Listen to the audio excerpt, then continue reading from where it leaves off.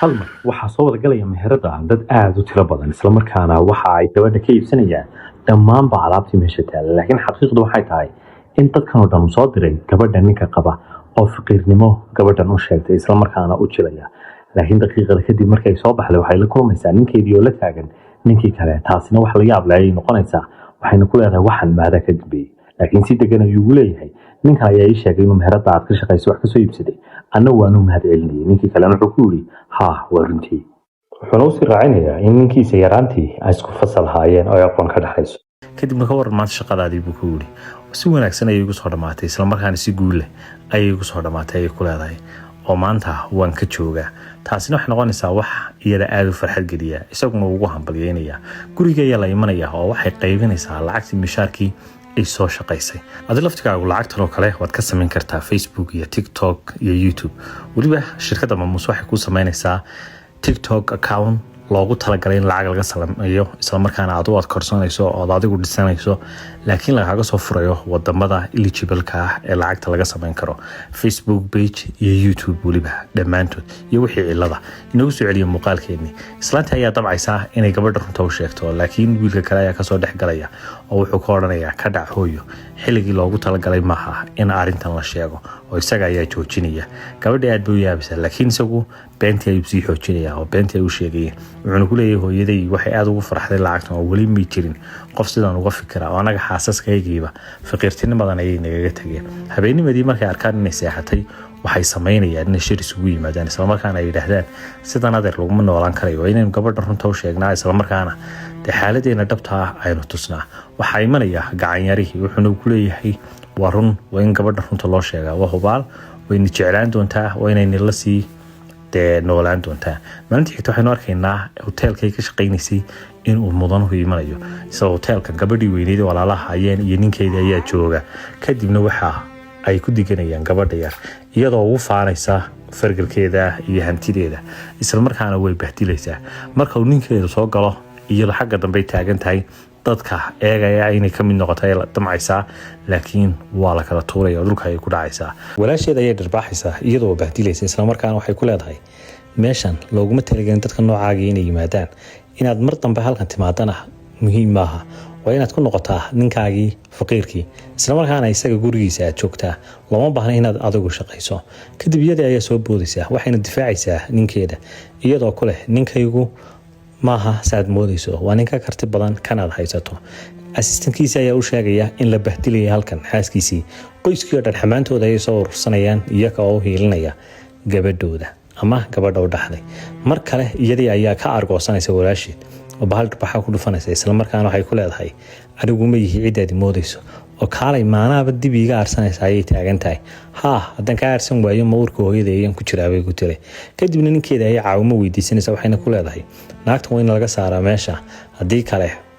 waxan ka xun ayaa dhacaya isaguna wuxuu ku leeyahay waa inaad ka baxdaa meeshan ama waa inaad raaligelin bixisaa waa ina iyadu raaligelin siisaa sababto iyadaa ninkayga cayday anigana marka hore ay dhirbaaxday mar kale ayaa iyadii dhirbax loogu celiyey waxayna ku tiri tanna waa xasuusinta inaan ahay walaashaadii kaa weyneed ani ninta jiray qaba isla markaana waxaan doonayaan kugu sameynaya reerkii xamaantooda ay soo urursadeen iyagu dhankan gabadha ayay soo dhaqaaqeen isla markaana iyagoo degdegaya oo ayna u heeliyaan gabadhooda raba kadibna waxay ku leedahay halkan anigoo kaliya ayaa ka talinaya furihii ay sodohdeed siisay ayaa ka dhacday haddii aad furahan rabto way ku tiri isla markaana uu muhiim kuugu yahay waa inaad jilba joogsataa isla markaana anayaad raadigelisaa waxaa xasuusanaysaa inuu furaha hantida dhan ee reerka isla markaana lagu wareejiyey waxay ku tiri kuma raadigelinaya isla markaana kuma jilba joogsanayo waa inaad furaha siisaa wixii kaleed rabto ayaan kuu sameynaya kadib haddaad furahan rabto waa inaad gurguuritaa bay ku tiri kadibna way kala tuuraysaa iyada oo dhaawaca haddana waxay u gurguurinaysaa dhanka uu ka xigo furuhu sababtoo ah waa u muhiim oo hanti badan ayuu furahani furo u yahay kadibna waxaa soo galaya ninkeedii iyo reerkii oo aad u labisan isla markaana yaacaya taasina waxay noqonaysaa wax ka wada nixiya dadka meesha jooga isla markaana kor ayuu soo kicinaya xaaskiisa laakiin iyadu aad bay u yaaban tahay oo waxay leedahay dharkan iyo waxan ay dadkan xidhan yihiin isla markaana waxa ay ugu hiilinayaan si la yaab leh ninkeedu wuu soo fadhiisanaya isla markaana koorkiisa ayuu u saaraya waxaan oo dhan wax la yaab leh ay yihiin walaasheedu yaaban tahay iyada laftigeedu yaaban tahay waxay leedahay waxaan oo dhan sidee u dhacayaan dadkii xanuunsanayay sideeba u soo kaceen isla markaana waxaanoo lacaga halkay ka keeneen dadkii xanuunka qabayna oo kuwan socda wuxuu ku yidhi waxaan oo dhan see u dhaceen bay weydiisay anaa mar kale kaaga waramaya ayuu ku yidhi kadibna gabadha ayuu ku yidhi maxaa ku geeya xaaskayga isla markaana aad dee sidaan ugu galaysaa waxay ku tiri waxay matalaadan aad wado waxaan kaa yeelaya maaha si aad naxariis u heshiin labadiinuba oo inaad jilbahayga qabsatiin isla markaana ana aad raali gelisiin haa warunteed xaaskayga buu yidhi oo inaad jilbahana qabsatiin isla markaana aad raaligelin bixisiin si aad u noqotiin dadka aanu cafino marta maad garanaysaan waxay daanahay buu ku yidhi anugu bilyaneerka ayaan ahay buu ku yidhi laakiin waxa iyagu waybalaya way ku qoslayaan oo kaalay wax walba ma noolay mansi bay ku tiri oo ma inay naga qaadanayaad moodaysiin dad faqiiro oo beeroley ayaa tihiin isla markaana aanan waxba haysan fadlan halkan iskaga taga war kaalay iyaa ku yidhi waxaabay ku tiri miyaanad ogeyn ninkaygu inuu yahay bilyaneerka dhabtiga waa ninkaan in qaba bay tiri fadlan meesha iskaga taga haddaad doonaysiin nabad oo kaalay bay ku tiri ma waxaad moodaysaa inaad ninkii bilyaneerka adood haysato aniga ayaa haysta bilyaneerkii isla markaana wax walba ood khalad eed samaysay waa mid ciqaabteeda halkanaad ku marayso markay maqashay maamadu in macalfurihii ay tuurtay ay gabadhii indhaha laga galay isla markaana waxa wacaya securitkii isagoo ku leh kaalaya dadkan shaqo ka qabsada kadibna securitkii ayaa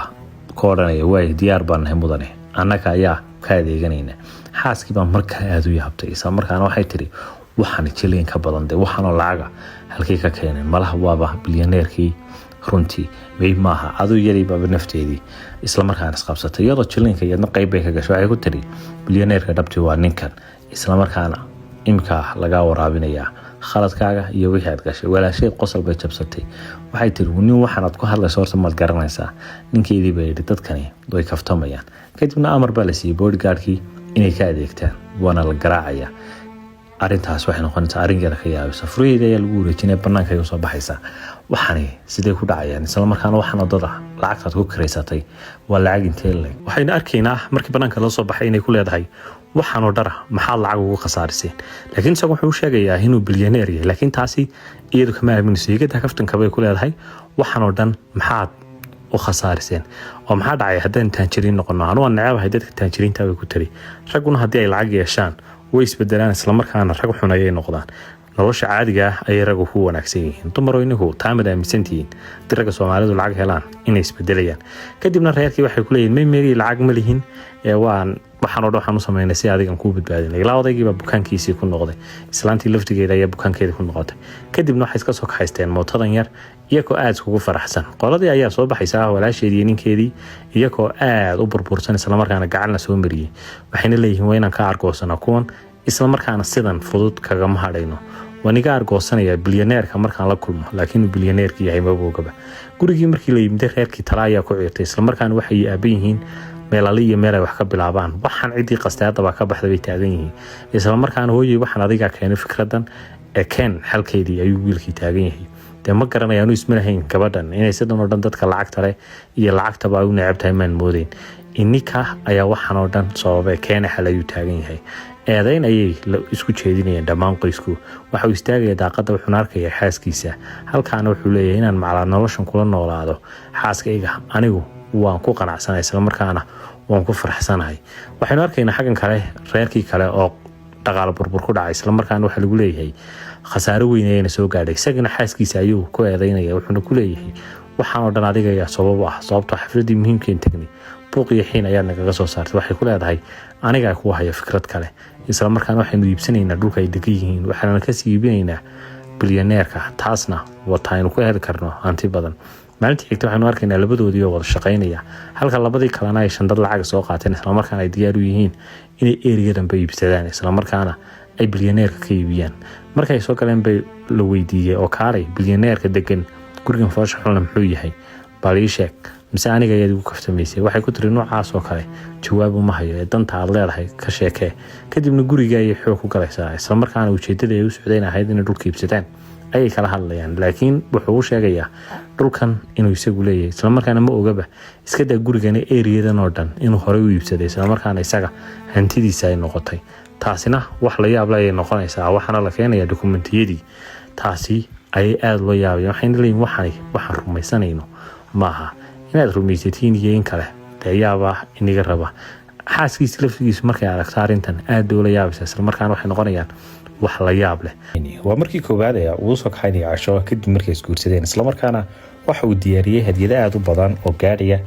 $1 bilyan kadibna waxaa lagu gurayaa jawaano si loogu ekeysiiyo hadiyad ka timiday dad beeraley waxayna weydiinaysaa waxaanu hadiyada sababta isugu dhabe wuxuuna ku leeyahay tan hadiyad khaas oo waalidkaaga ugu talagalay isla markaana maadaama maanta ay guri noqoshadii tahay oo aynu ku noqonayno qoyskii oo 7 ka soo wareegay waxaan rabnaa inaan hadiyadan u geyno kadibna sodohdeeda ayaa u dhiibaysaa jeegag ay lacag ku qoran tahay kuwaas oo envelope casaan ku jira waxayna ku leedahay kuwana xaafadda ayaad u qaybinaysaa kadib waxay soo kaxaysanayaan cagaftoodii markii aynu eegno xaggan kale waxaynu arkaynaa tiimkii kale oo u yimid isla markaana waalidkooda aad buu soo dhaweynayaan gudahayna geliya ay ku odhanayaan waalidkooda laakiin wuxuu ku odhanayaa gabadhii wiilka taajirka qabay ayaa soo socoto iyada ayaan sugayaa bilnasiib iyaduna meesha way soo gaadhayba si wuxuu u soo dhaweynayaa kaale araga isla markaana waa u raxlaynaya isaga oo tusaya tixgelin waxayna ku leedahay tii walaashay ninkeedu marka halkan yimaadaan waa inaynu halkan ku bahdilnaa isla markaana aynu tusnaa inayna waxba ahayn kadibna odayga ayaa aad u soo dhaweynaya isaga oo tusaya tixgelin kadib iyada ayaa odhanaysa oo aaway walaashaydii kale uma jeedo halkan ma imanbe odayga ayaa odhanaya iga daada haddaba adiguna cid walba ay xasuusinay taa nin beeroola ayaa guursaday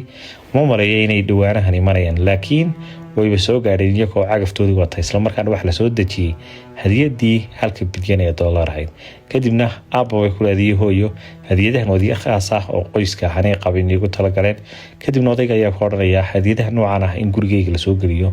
anigu ma rabi waan ogaa marka adiga lagu guursanayay kan faqiirku guursanay waxaan oo kale inuu noo keenay isla markaana uu qoyskeyga sidan u bahdilayo sharaf ma lihidee bay ku leedahay taasina waxay noqonaysaa jaanistii kale ay aragto waa lagu wada qoslaya isla markaana waa lagu maadsanayaa waxayna leedahay walaashay waxaanaad keentay mahaba wax iday qaadan karto isla markaana qoys aad qaraabad yihiin loo geyn karo kadib waxay sheegaysaa waxyaabihii ka dhacay taasi oo ahayd sidii iyada loo bahdilay oo kaalay ma adiga ayayba gacan kuu qaadeen isla markaana ay ku bahdileen dhaqso raarigeli walaasha ayuu ku leeyahay imikada raarigelin sii walaasha iyo ninkeeda sidee baan u siinaya iyada ayaa u qalintay waxaas oo dhan isla markaana iyada ayaa gacmiga kusoo doonatay in dhirbaxda iyo damcaysa laakiin isaga ayaa ka qabanaya kadibna si kalgacayl ayay weegaysaa waxayna garanaysaa inuu jecel yahay cid horteeda ku bahdili kartaa male ayuu leeyahay kadib aabihii ayaa kule oo kaalay ma gabadha iyada ayaad nagu haysataa islaantiiba iyadna halkan kasoo boodisa waxay ku leedahay waxaana tameynaysin wax loo dul qaadan kara maaha waxaana ni gurigeyga lama soo gelinaya hadiyad nooma aqaano waa inaad celisaa ninkeeda ay ka raaligelinaysaa sida loola dhaqmo isla markaana waxay ku leedahay kaa raaligelinayaan wax walboo dhacay waxaynu arkaynaa inuu weli wiilku isku dayayo inuu sodogii iyo sodohdii u sheego sida ay wax u jiraan isla markaana uu dejiyo oo wanaagu ka samaysto laakiin iyaku weli way yasayaan isla markaana iyaga oo dhaleecayn iyo cay ugu daraya isla markaana ku leh adigu waxaa tahay nin faqiir ah isla markaana waxba ma haysatid taa waxa u adkaysan weyday xaaskiisa wayna soo kacaysaa iyadoo ku leh maxay tahay sababta aad ninkayga u bahdilaysiin halka ninkan kalena aad u koolkoolinaysiin kadibna waxaa lagu yidhi oo kaalay ninkaygii ninkaagu isku mid maaha waxau ninkaygu uu hogaamiyaa shirkad $10 bilyan halka ninkaaguna uu yahay beeroole markaa sideeba loo simi karaa laba qof oo noocaya ma goyn kartiin qiimaha yar sharaabka halkan ku jira iska daa wax kale taas waxay noqonaysaa mid iyadii kasii cadhaysiisa kadibna isaga ayaa dejinaya wuxuuna ku leeyahay waxaan oo dhan haweerkin wax weyn keliya waa wax iska caadiya maaha in aad isku dhibto gooni ayay usoo fadhiisanaya iyada oo ka raaligelinaysa wixii waalidkeeda uu kala kulmay isla markaana waxa uu sheegaysaa inay maalintii u dambeysay halkan imanayaan ay tahay wuxuu ku yidhi tani dhib ma leh waalidkan waxani wax ka daran waa lagala kulmi karaa keliya waxaan rabaa inaad hadiyadan aad siiso ood u qaybisa dadka kadibna isagii baaba u qaybinaya isla markaana meel walba waxa ku jira lacag gaadhisa $10,000 kadibna iyadii ayaa ka qabanaysa waxay ku tiri halkan $1 ayaa ku jira waxaad ka dhigaysaa nin hanti badan bixinaya waxaan looma keeno reerkayga anaguna ma nihin dad qarafaysta isla markaa ma furayno oo wax faa'iido nooma leh gabadha yarista ayaa furaysa laakiin way ka qaadaysaa wayna kala jeexaysaa iyada oo u sheegaysa inayna u baahnayn waxyaabahan oo kale haddii hadiyad la bixinayana hadiyad qiimo leh inay bixiso ayaa lagula talinaya ama ay ugu jeesjeesaysaa taasi mid kale oo isaga ka yar cadhaysiisa ay noqonaysaa laakiin wuu isdejinayaa waxayna ku leedahay hadiyad haddii qiimo leedahay aniga ayaa inii haya isla markaana wiilkii iyada qabay ayaa hadlay wuxuuna leeyahay muhiim maaha inaad taajir haatiyeen kale laakiin muhiimaddu waa inaad wax sharaf la keento isla markaana u qalanta waalidkaaga waxa uu keenay sanabkan oo dahab ka samaysan isla markaana waalidkii aad bay ugu farxayaan laakiin taasi gabadhu ma cuntabayso iyo ninka qaba waxa uu leeyahay waa lacag milyanis ayuu baalkan igu fadhiyaa isla markaana waa hadiyad aan ugu talagalay sodoga iyo sodohday taas oo ay u qalmaan isla markaana waa mid aan iyaga si gaar ah ugu talagalay xagga hadiyadda ay u dhaqaaqaysa laakiin walaasheeda ay u istaagaysaa farahaaga uskaga ha u soo dhaweyn hadiyaddan oo aan keenay ay leedahay dadkii oo dhan ayaa iyada ku canaananaya isla markaana waxay leedahay keliya anugu xaqiiq inaan tuso ayaan rabaa ma goyn kartid buu ku yidhi waxaana weligaa maad arkin ninkaaguna muu arkin maxay tahay sababta aad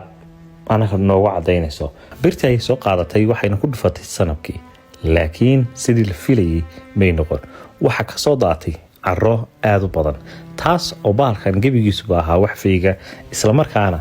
laga khiyaamiyay waalidka kadib indhaha ayay wada taageen waxayna tiri sidii aan filayay ay wax walba noqdeen kanna maaha ku milyanis lagu bixiyay iska daayay ku $100 lagu bixiyay maaha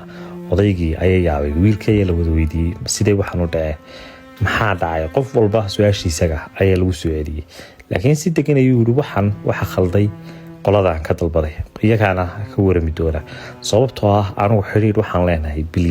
bilyaneerku waa hortaagan yahay oo maba ogaba kadibna wuxuu ku yiri waxaan oo dhan waan saxaynaa laakiin iyadii baa tiri cidda been sheegaysa iyo cidda kale hortiina imika ma aragtiin iyadii ayaa soo hadashay waxayna ku tiri xaq uma lihid inaad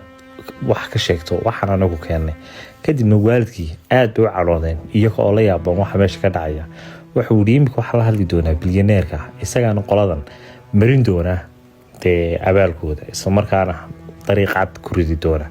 maxaad la hadlaysaa adigu buu aabaheed ku yiri waxaan anaga naloo keenay waana la saxaya baa layidhi dhibtaadii ku haysato waa maxay waxaan aad sheegaysaan uma garanayo iyo sidaad u indhalaadihi ninkan been ayuu inii sheegaya iyo naagtan isqaba kadibna iyadoo ay xanaaqday ninkii leeyay gacanta qabsatay wayna baxday dhib male buu ku yiri haddii ay saxmayaan wax walba wuxuu ku yiri dhib male waxaan nii soo dirayaa tan tuka wanaagsan isla markaana aniga oo in xaal marinaya banaanka markay soo baxeen wuxuu sheegay inayna wax dhib lahayn iyaduna way raali gelisay laakiin maxay rajayn lahayd buu ku yiri waxay ku tiri waxaan aad ugu farxi lahaa inaan anigu wax walba sida raba ay noqdaan laakiin aan ku faraxsan inaad ku guursado laakiin buu ku yiri ninka walaasha qaba inuu hanti haystay in kale midkeed jeceshahay inuu ku ayaan jeclaan lahaa si loo ogaado xaqiiqda dhabta iyo wajigiisa dhabta wuxuu yiri tani waa riyada xaaskayga waa inaan u rumeeyaa kaalihiisa ayuu garaacay wuxuuna ku yiri sida ugu dhaqsaha badan leh qolada waa inaad hoos u rideen isla markaana aad dirtiin way soo heedeen gurigii iyo labadooduba aad u farxsan isla markaana dareemaya in wax walba ay sidii ay rabeen u socdaan isla markaana isku farxsan isna jecel tanna waxay noqonaysaa markii ugu horeysay ee si kalgacayl ay labadoodu wada hadlaan tan iyo markii ay isguursadeen sababtoo ah hawlo iyo mashquul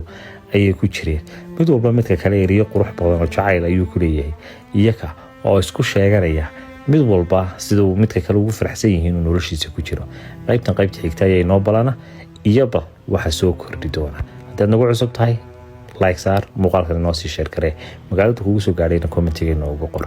hana ilaawin inaad follow soo tiraado si ayna kuu dhaafin qaybaha xiga ee muuqaalkeena taxanaha sababtoo waxay noqon doonaan kuwo xiise gaar leh isla markaana soo dabageli doona oo sida ugu dhaqsaha badan leh ayaan isku soo dabagelin doonaa